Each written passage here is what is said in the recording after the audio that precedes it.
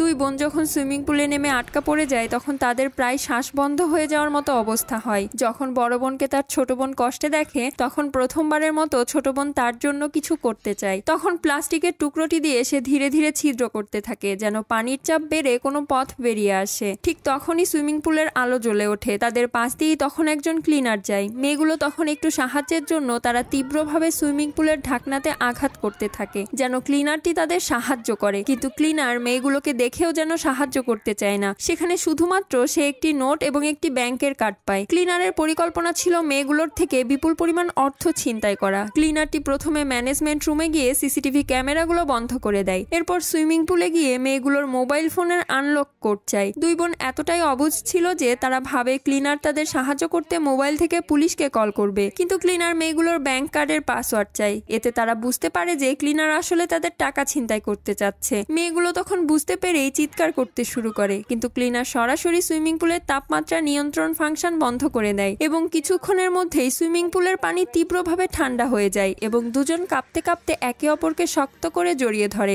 এদিকে বড় বোন একজন ডায়াবেটিক্স রোগী। সে মৃত্যুর ঝুঁকিতে ছিল কারণ তাকে ইনসুলিন ইনজেকশন না দিলে তার জীবন বিপদের মধ্যে পড়তে পারে। কিন্তু ক্লিনার তখন মেয়েগুলোর কথা কিছুই ভাবে না। ক্লিনার কেবল মেয়েগুলোর অর্থ চায়। পরের পার্টটি দেখার জন্য প্লিজ সাবস্ক্রাইব।